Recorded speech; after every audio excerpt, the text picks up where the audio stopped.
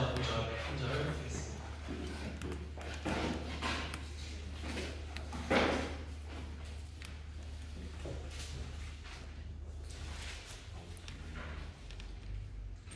네, 우리 한 목소리로 마태복음 5장 5절 드리겠습니다.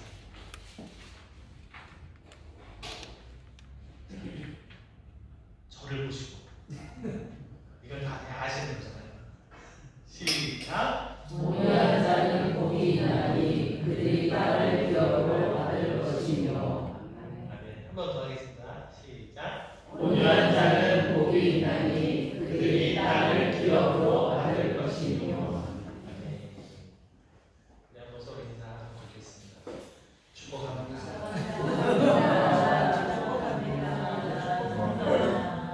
이거 손가락으로 하니까 더 좋은 것 같습니다. 한번 더.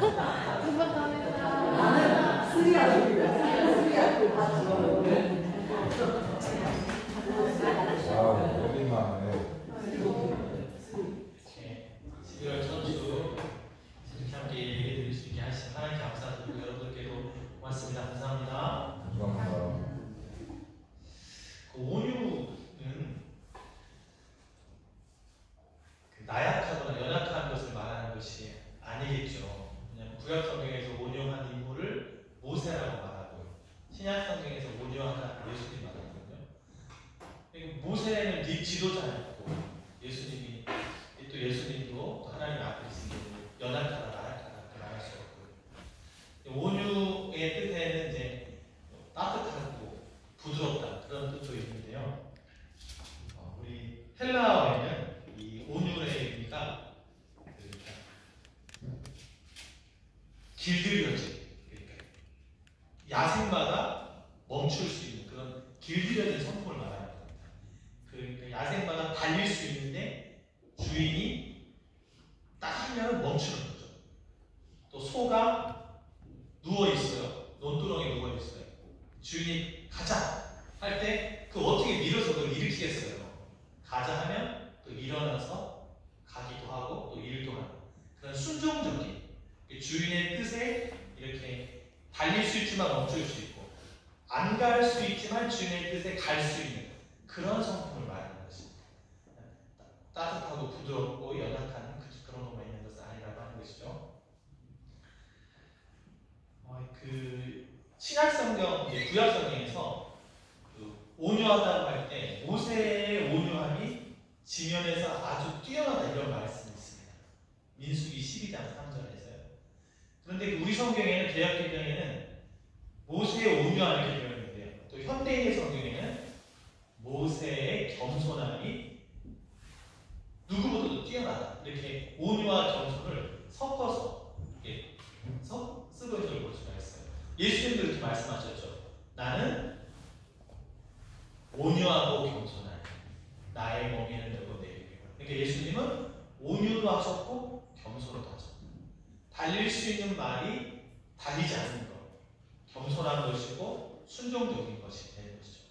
그래서 온유라는 단어를 만소거든요. 만세두부래. 그런데 우밀대와 바꿔서 겸손과 혼용해서 쓰고 있다.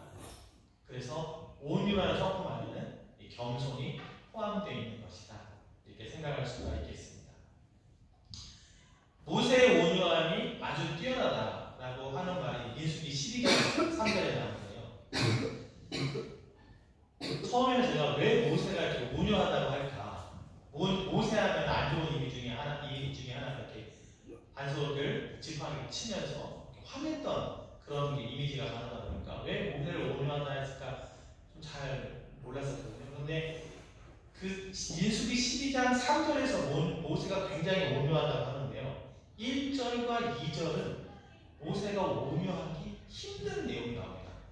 민수기 12장 1절에서는요. 모세를 비방하는 내용입니다. 거의 비방이라는 단어가 나옵니다. 모세의 결혼 때 재혼으로 보거든요. 모세가 구수 여인, 얼굴이 까만 여인을 취했다. 그것을 가지고 아론과 미리암이 비방했다는 내용이 민수기 12장 1절입니다. 그리고 민수기 12장 2절은 모세의 권위를 시기하는 내용이 나와요. 왜 하나님이 모세 당신하고만 얘기합니까? 우리하고도 얘기할 수 있습니다. 모세만 지도자가 아니라 우리도 그럴 수 있습니다 하면서 시기하는 내용이 민수기 12장 2절이거든요. 이걸 생각할 때 비방 1절, 2절 시기 앞에서 모세는 민수기 12장 안에서 어떠한 대꾸도 하지 않아요. 그들을 책망하거나 그들에게 따지거나 뭔가 말싸움하는 내용이 없습니다. 민수기 12장 안에서요. 충분히 모세가 뭐라고 얘기할 수 있지만 그렇게 하지 않는 모습. 그러니까 온유라고 하는 것은 비방을 받을 때 비방하지 않고 시비가 걸어올 때 문제를 제기할 때 그거에 대꾸하지 않는 성품도 되는 것이죠.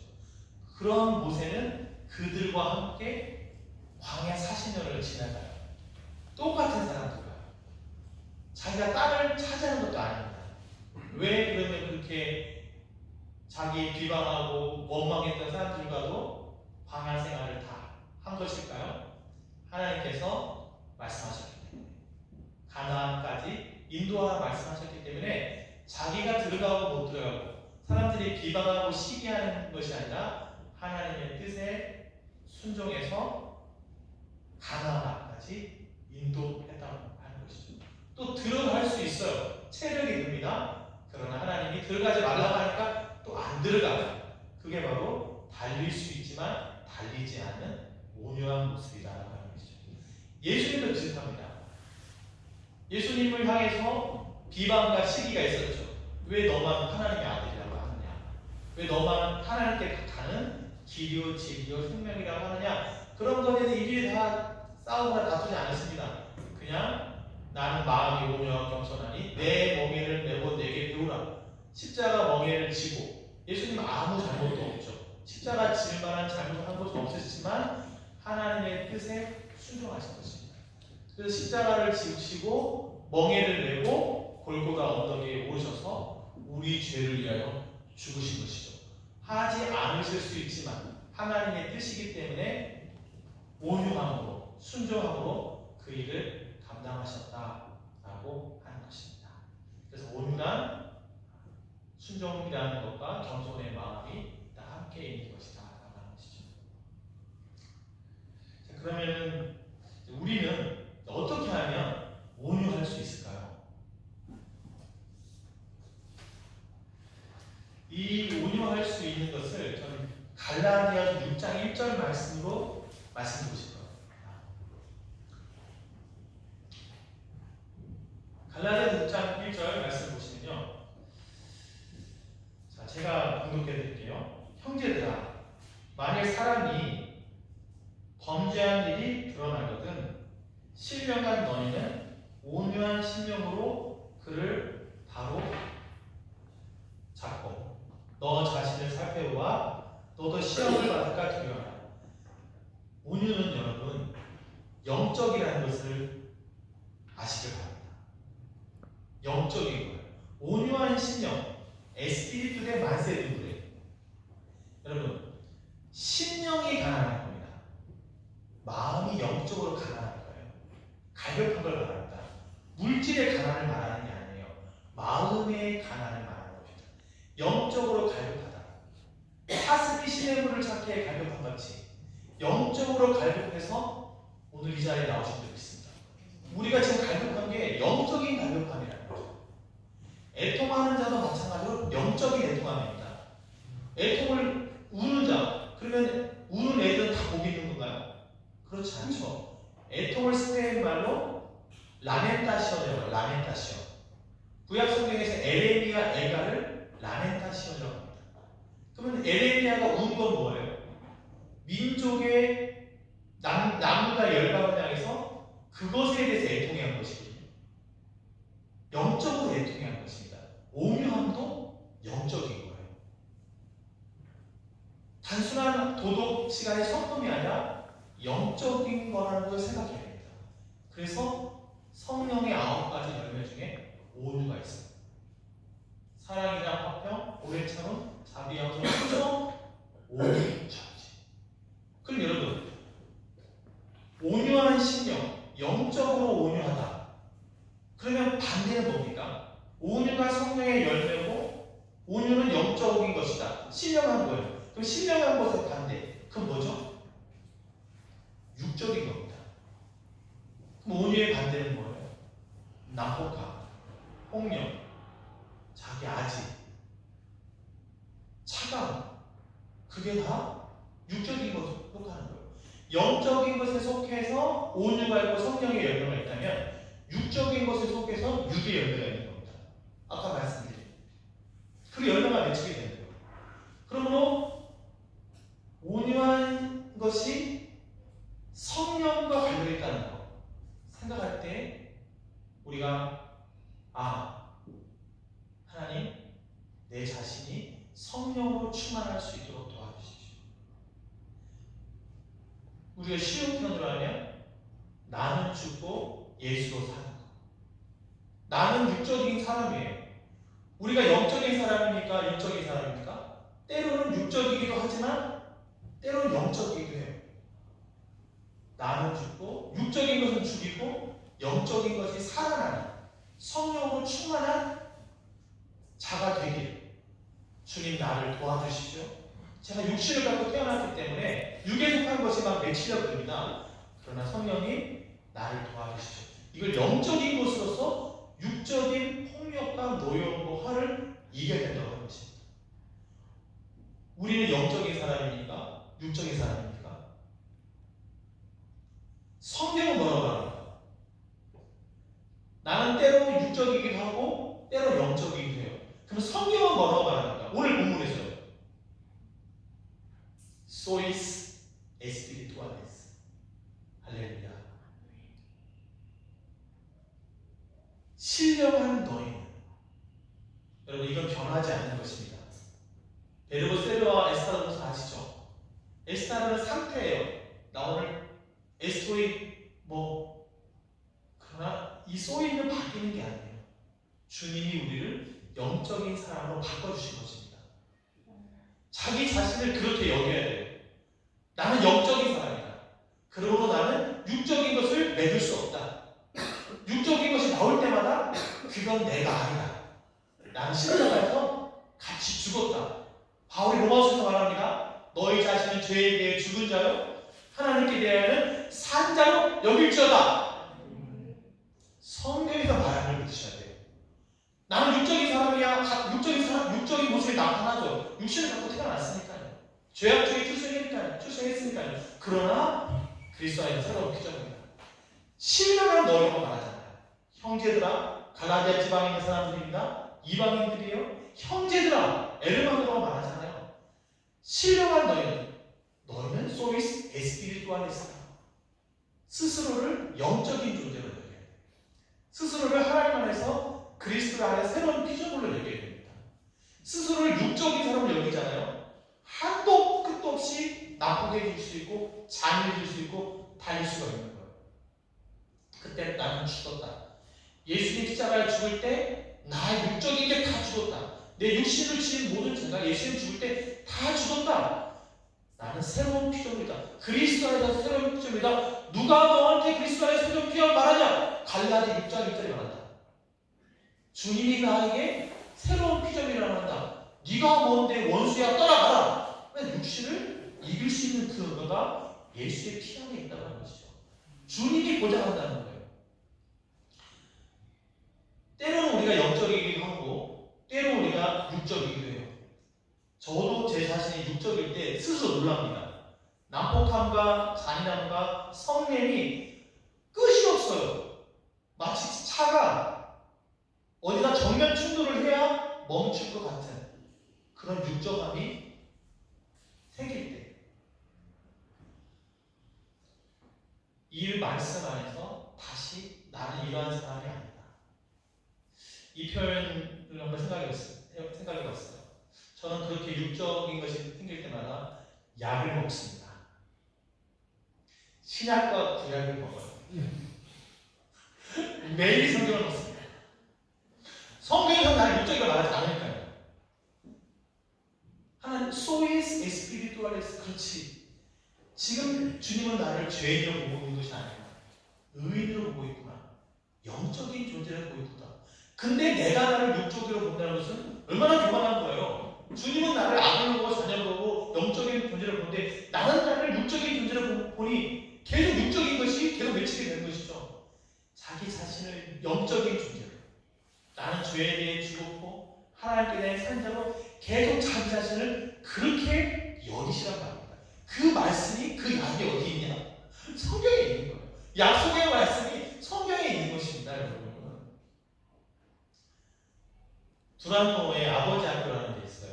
제가 그 강의 내용은 아무것도 기억이 나지 않습니다만 구호가 지금도 생각나요. 그 구호가 뭔지 아십니까? 주님, 제가 아버지입니다. 그걸 아버지들한테 그걸 막 외치는 게 아니에요. 사실 그거 할 때 정말 입이 잘 안 열어져요. 왜요? 나는 부족한 아버지거든요. 내가 아버지라고 내가 말을 못하겠다는 거예요. 아내에게도 자녀들에게도 한없이 미안한 마음과 내가 아버지라는 말을 제 입으로 못하겠어요. 근데 그것을 항상 수업 시간마다 계속 주님 제가 아버지입니다. 주님 목사님뿐만 아니라 그 남자들이죠. 다 뭐 직분 상관없이 다 모였으니까요. 주님 제가 아버지입니다. 주님 제가 거기서 막 눈물이 나와요. 제가 아버지가 아니면 누가 아버지예요? 그거 누가 대신할 수 있는 겁니까? 누가 대신 못해요. 주님 제가 아버지입니다. 제가 신령한 사람입니다 하면서 그 방향으로 안 돼도 되면서 계속 가는 것이 영적인 존재이에요. 아까 기도할 때 말씀하셨잖아요. 그게 믿음의 선한 싸움을 싸우는 것입니다. 육신의 모습이 때로는 육신의 상태, 때로는 영적인 존재, 이게 계속 번갈아가면서 나한테 온단 말이에요. 이 선한 싸움을 하나님 나라갈 때까지 계속 싸우는 거예요. 외치면서요, 나는 영적인 사람이다. 내가 아버지다. 주님 나를 아버지라 부르셨다. 사랑하는 여러분, 하나님의 자녀가 영적이지 않으면 누가 영적인 사람입니까? 예수 그리스도를 영접한 사람이 영적이지 않으면 도대체 누가 영적인 거예요? 오늘 주일날 하나님의 말씀 앞에 심령이 가난한 마음으로, 애통해하는 마음으로, 영적으로 눈물 흘리는 마음으로 그렇게 오신 분이 아니면 도대체 누가 영적이란 말이에요? 우리가 영적인 사람이라고 하는, 신령한 사람이라고 하는 것, 이 약속의 말씀을 꼭 믿으시게 되길 바랍니다. 네. 그리고 또 한 가지는요, 뒤에 있죠. 너 자신을 살펴보아 너도 시험을 받을까 두려워하라. 제가 이 말씀 보면 늘 생각했어요. 내가 무슨 말을 할 때 영적으로 온유한 상태가 아니면 바로 잡으려고 하지 말자. 왜요? 영적으로 온유한 상태가 아닌 상태에서 바로 잡으려고 하는 것은 육적인 거기 때문에 이게 열매가 좀 장수가 되는 거예요. 좋지 않은 것이죠. 그럼 무엇을 먼저 하는가요? 자기 자신을 먼저 도와줘요. 여기 보면 나오는 한국말의 시험은요, 테스트가 아닙니다. 땐다시 유혹을 말하는 거예요. 나는 유혹 받았던 적이 없는가? 나는 죄 지었던 적이 없는가? 그 자신의 모습을 먼저 살펴보라는 거예요.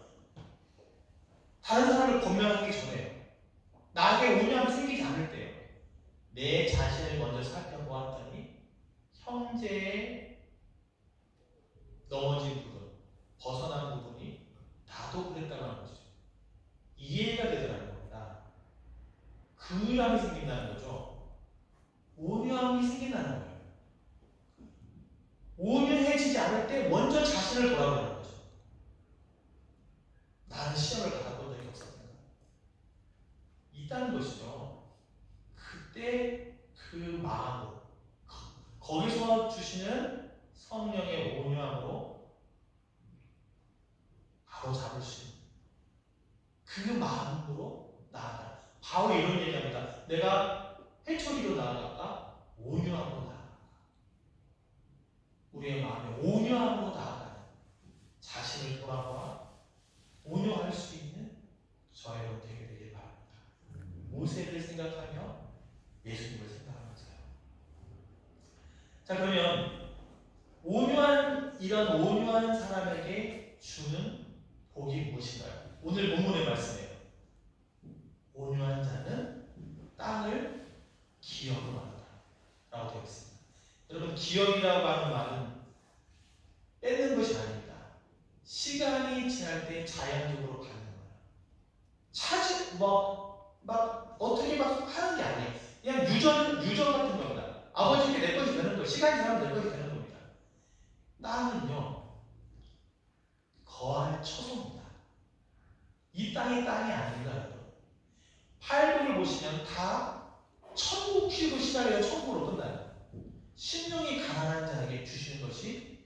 천국입니다. 천국은 우리가 거한 처소가 되는 것입니다. 예수님도 온유하고 겸손했습니다. 어디 거하시게 됐나요? 천국에 거하시게 됐어요. 요한복음 14장 1절에 너희를 위하여 처소를 예비하러 간다. 내가 먼저 가서 너희 있는 곳에, 나 있는 곳에 너희를 영접하리라.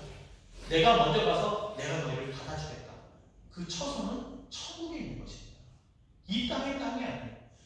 예수님의 제자, 영적으로 가난한 사람들이, 영적으로 온유한 사람들이, 영적으로 애통하는 사람들이 이 땅의 땅을 바라보면서 살지 않습니다. 천국의 땅을 바라보는 것이죠. 모세가 가나안 땅을 못 갔다. 처음에는 아쉽다는 적이 있어요. 가만 보니까 그게 아니에요. 더 좋은 천국에 간 것이죠. 가나안 가면 또 전쟁을 해야 돼요. 하나님은 주셨지만 약속의 말씀을 이루기 위해서 수없이 많은 사람을 죽이기도 해야 되고, 그 중에 전쟁에 승리했지만 그 중에 아간 같은 사람을 또 벌 줘야 돼요. 벌 안 줄 수가 없어요. 이렇게 공동체를 하려면요. 그래 모세는 하나님 품에 간 것이 거기가 땅이고 영원하고 안식이 되는 것입니다. 우리가 거할 처소는 천국이고 그것을 예비해 주신다고 하는 것이죠. 이 땅의 땅은 내가 갖고 있어도 영원하지 않죠. 우리가 묻힌다면 얼마나 큰 땅이 필요할까요? 근데 사람들은 큰 땅을 요구하는 것 같아요. 근데 우리가 묻히려면 얼마나 큰 땅이 필요하죠? 제가 생각해봤어요. 제가 묻히려면 이 강대스만한 땅이 필요할까요? 그렇지 않죠. 그냥 뭐 6월? 저는 그 한국에 있을 때 교통카드에다 붙여놨어요. 내가 교통사고로 사망하면 모든 심장을 기증하겠다. 그 교통카드 운전면허증에 붙여놓은 그런 것도 있거든요. 그리고 뭐 화장하면 6월함 정도. 또 바라는 것은 집안에 사진 좀 걸어놓으면 좋겠다. 스페인 가정집 가면 사진이 많더라고요. 우리 할아버지, 우리 할머니 돌아가신 분들. 사진 보면 기억하는 것이지 제가 묻힐 땅이 얼마나 클 필요가 있을까요? 그럴 필요가 없겠죠. 근데 사람들은 큰 땅을 바라요. 큰 땅. 어차피 가져가지 못하는데. 자기가 묻히는 땅, 묻힌다고 그 땅에 가득 놓는 것도 아니잖아요. 온유한 자에게 주님은 거할, 어떻게 말씀드리면 묻힐 땅도 다 준비해 주시는 것입니다. 그걸 하나님이, 예수님이 준비해 주신다는 거예요. 그게 약속의 말씀입니다. 그러니까 영적으로 제자이고 영적으로 온유한 사람은 영적으로 하나님의 나라를 사모하는 사람들입니다. 이 땅에 예수 믿는 사람들이, 제가 이번 땅 있다면 시험 볼 사람 많을 겁니다. 목사님이 여기 땅이 있을 수가 있어요. 저도 그렇게 생각합니다. 사랑하는 여러분, 제자가 어떤 사람, 주님을 따르는 사람이 십자가에 있는 사람이 아니겠습니까? 예수님 따라가는 사람이잖아요. 죽음까지도 주님께 맡기고 주님께서 거할 처소를 예비해 주신다 하셨으니 난 이 땅 가운데서 온유와 겸손과 순종으로 이 땅을 살아가는 것이죠. 복음을 전하면서. 그래서 이거 8번 말씀드릴 때 제자되기가 어렵다고 말씀드린 겁니다. 세상에 온통 이 땅을 갖고 하다가 이걸 막 찾아가고 심지어 사람을 해치기도 하고. 하나님, 우리가 하나님을 끝까지 신실하게 잘 믿는 저 여러분들에게 되길 바랍니다. 그리고 이 성품의 온유함은 이 땅 가운데서도 뭔가를 이렇게 기억처럼 뺏는 게 아니라 유전처럼 받을 수 있는 좋은 성품도 된다는 겁니다. 그러니까 싸가운 사람한테는 안 줘도 부드러운 사람한테는 그냥 부드러우니까 그것도 된다고 생각해요. 영육 간의 유익함, 우리 모두가 다 온유한 성품에 그리스도인 제자 성도들이 될 수 있기를 주님의 이름으로 축복합니다. 우리 함께 기도하겠습니다.